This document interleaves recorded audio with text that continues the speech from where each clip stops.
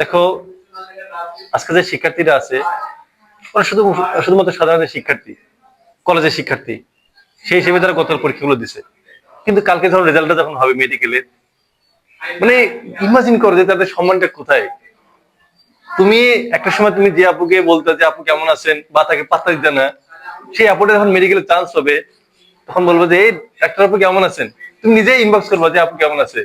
তখন সে আপুটা ইচ্ছা করলে তোমার মেসেজ রিপ্লাই দিতে পারে, না দিতে পারে, কারণ তোমার মধ্যে এরকম হাজার হাজার এখন সবাইকে নক দেবে, আপু ভাইয়া কিছু বলেন।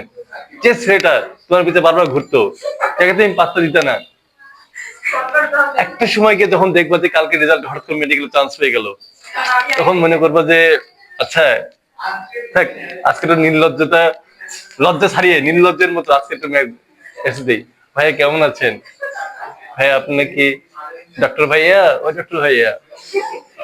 না, এরকম কিন্তু আসলে হয়, তাই না? আসলে হয় এরকম, এরকম আমার নিজের জীবনে হয়েছে, অবশ্য কালকে হয়তো হবে। কালকে না, আসলে এটা এটাই বাস্তবতা, বুঝছো? আমরা আমরা ছোটবেলা থেকে আমাদের মধ্যে এরকম অনেক শিক্ষার্থী, আমরা তো এগুলো দেখে তো, স্বপ্ন দেখে তো বড় হচ্ছে, তাই না? বাস্তবতা এটাই যে সবাই কিন্তু যে কোনো একটা স্বপ্ন নিয়ে কিন্তু পরীক্ষাগুলো দেয়, কিন্তু সবাই কিন্তু চান্স কিন্তু পাবে না। কাল কিন্তু কালকে অনেকেই অনেকেই কান্নাকাটি করবে, কিন্তু এটা তো আমাদের মানতে হবে, তাই না? তুমি এটা, আমি জাস্ট মেডিকেল একটা বিষয়টা উদাহরণ দিচ্ছি। তুমি সায়েন্সে পড়ো, তুমি আর্টস পড়ো বা কমার্স, যেখানে পড়ো না কেন, তোমার তো একটা স্বপ্নের গোল আছে, তাই না? এই তুমি আর্টসে পড়ো, তাই না? তোমাদের স্বপ্নের গোল আছে ঢাকা ইউনিভার্সিটি, তাই না? তুমি এরকম কত স্বপ্ন নিয়ে বা যেখানে হোক তুমি তো পরীক্ষা দিবা, তো কোনোভাবে যদি সেটা মিস্টেক হয়ে যায় অনেক খারাপ লাগবে, তাই না? তা এটা আসলে স্বাভাবিক, এই ব্যর্থতা আমাদের মেনে নিতেই হবে। এই জিনিসটা আমাদের আগে ভাগে এটা মাইন্ডসেট করতে হবে যে আমি হারতেও পারি। পৃথিবী এমন কি আছে যে বলতে পারে যে আমি একদম ওই গেমে জিতবই। কনফিডেন্স থাকা ভালো, বাট ওভার কনফিডেন্স কিন্তু ভালো না। তো দেখবা যে এই রেজাল্টের শুনে প্রতি বছর কিন্তু অনেকে কিন্তু সুইসাইড করে। অনেকেই বলে যে আমার দ্বারা কিছু সম্ভব না, আমার ভাগ্যে নেই, আমি পড়াশোনা ছেড়ে দেবো। তো আমি যখন ইন্টারমিডিয়েটে, যখন আমি রংপুরে পড়াশোনা যখন করি, তখন আমাদের মেসে একজন ভাই ছিল, ওই ভাইটার নাম ছিল সাদ। সাদ। তো ওই ভাইটা হচ্ছে কি করতো, একটু মাদক সেবন করতো। তখন তো ছোট, অত কিছু তো বুঝি নেই, শুধু জানতাম যে এই মাদক সেবন করে, কেমন যেন চোখ টু লাল হয়ে থাকে, অনেক সময় খুব একটা জানতাম না। তবে একটা সময় গিয়ে জানতে পারলাম যে ওই ভাইটা নাকি একটা সময় খুব ভালো স্টুডেন্ট ছিল, খুব ভালো পড়াশোনা করতো। ভাইটার স্বপ্ন ছিল যে সে ডাক্তার হবে, কিন্তু কিন্তু কোন এক কারণে তিনি মেডিকেলে চান্স পাননি। এবং তিনি লাইফে এতটাই হতাশা যে পরবর্তীতে তিনি কারমাইকেল কলেজে, জাতীয় বিশ্ববিদ্যালয়ে পড়াশোনা করে, এবং তা মনে করে যে আসলে আমার জীবনে হয়তো কোনো কিছু আর পাওয়ার নাই, বা আমাদের কোনো কিছু সম্ভব না। এই যে জীবনটা এইভাবে পার করে, খুব খারাপ লাগে, তাই না? এরকম তো অনেকেই হবে। এই বাস্তবতা গুলো আসলে আমাদের মেনে নেই। আমাদের শিক্ষার্থীরা ছোটবেলা থেকেই, তোমরা তো এখানে সাজপুরে থাকো, হয়তো ওরকম পরিবেশ পাও না, জাস্ট আমি কাজ শুরু করতেছি না, কিন্তু দেখবা যে যখন জায়গাগুলো একটু উন্নত বা পড়াশোনাটা যখন ধারাবাহিকতা আছে, পরে দেখবা যে প্রত্যেকের স্বপ্ন থেকে হয় ইঞ্জিনিয়ারিং না হয় মেডিকেল। এই যে ছোটবেলা থেকেই তাদের স্বপ্ন বা তাদের বাবা মা স্বপ্ন বা তার পরিবারের যখন স্বপ্ন থাকে, একটা সময় গিয়ে যখন এটা ড্রিমটা ফুলফিল করতে পারে না, সারা জীবন তাকে এই কষ্টটা বয়ে বেড়াতে হয়। ইভেন আমাকেও মাঝে মধ্যে খুব আমার নিজের বাবা মার কাছে খুব অপরাধী মনে হয়। আমার বাবা মার কাছে আমি যখন ফোন দিই না, আমার খুব কষ্ট লাগে, আমার আব্বু আম্মু, কারণ আমি জানি আমার লাইফে আমার বাবা মা আমার জন্য কি স্যাক্রিফাইস করছে, কি কষ্ট করছে।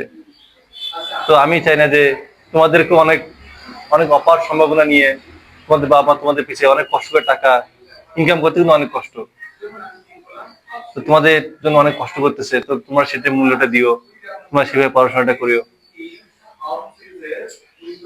আমি বলছি না যে আসলে ওগুলো পাওয়া মানে জীবনটা একদম সেটেল, বাট যদি হয়ে যায় খারাপ তো না, তাই না? না পেলে তো জীবনটা কোনো কিছু থেমে থাকে না, কিন্তু আফসোস তো হয়। এই যে আমার তো এখন কিছু নেই, জীবন কি যাচ্ছে না? যার হাত পা নেই তার জীবনটা যাচ্ছে না। যে মনে করছে যেহেতু শিক্ষা কোনো কিছু সুযোগই পায়নি, যে হয়তো একটা গ্রামে ক্ষেত খামার করে দিন পার করছে, অশিক্ষিত মূর্খ চাষা ভুষা, তার কি দিন পার হচ্ছে না? দিন তো সবারই পার হয়।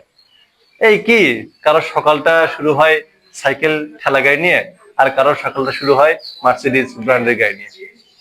কেউ হয়তো দুপুরে খায় ডাল ভাত, ডাল ভর্তা বা কোনো একটা ভাজি, আর কারো দুপুরে কেউ পোলাও গোস্ত, এটাই। কারো ইচ্ছে হলে সে শপিং এ ইচ্ছা মতো 10,000 20,000 টাকা দামে সে শপিং করতেছে, ট্যুরের জন্য সে বিদেশ যাচ্ছে। আবার যে গ্রামে থাকে সে কি করতেছে, তার ভালো লাগতেছে না, এই বাড়ি থেকে একটা লুঙ্গি টুঙ্গি পরে যাই একটু আশেপাশে একটু ঘুরে আসি, বউ বাচ্চাকে নিয়ে একটু মেলা থেকে ঘুরে আসি, একটু 100 টাকা 500 টাকা যদি একটা শাড়ি কিনে দিতে পারি, বউ এতেই খুশি। জীবন আসলে কারোর জন্য তো থেমে থাকে না। কিন্তু এটাই কি যে সুবিধা বেশি সুবিধা কম।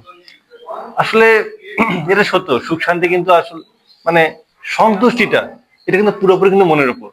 সন্তুষ্টি কিন্তু কখনোই টাকার বা অন্য কিছুর উপর নির্ভর করে না। তোমার যদি কোনো কিছু না থাকে, তুমি যদি সন্তুষ্টি, দেখ আমরা কোনো কিছু নেই সন্তুষ্টি, আবার কারো অনেক টাকা পয়সা আছে সে আরো চায়, সে কিন্তু সন্তুষ্টি না। কিন্তু সুখটা বিষয়টা কি, সুখ এবং সন্তুষ্টি কিন্তু আলাদা। আর সুখ মানে, আর সুখটা কি যে আমি তুমি এখানে জাস্ট শুয়ে আছো, এমন কি একটা কঠিন একটা জায়গা, আবরণ একটা জায়গা, তোমার কষ্ট হচ্ছে, আর তুমি যদি একটা যে ভালো একটা ফোমের উপর শুয়ে থাকো, তুমি সুখটা পাচ্ছ। জাস্ট শুধু এটাই একটু পার্থক্য। সুখটা টাকা দিয়ে সম্ভব, সুখটা টাকা দিয়ে কেনা সম্ভব, কিন্তু সন্তুষ্টি কখনোই টাকা দিয়ে কেনা সম্ভব না। তো আমাদের সন্তুষ্টি দরকার, কারণ না হলে খুব হতাশার মধ্যে পড়তে হয়। আমার ফ্রেন্ডকে আমি অনেক ফ্রেন্ডকে দেখছি যারা হতাশায় এখনো জীবন পার করে। বিশ্ববিদ্যালয়ে 3-4 বছর হয়ে যাচ্ছে, কিছু ভালো লাগে না, কি করলাম এখানে এসে, কি করব।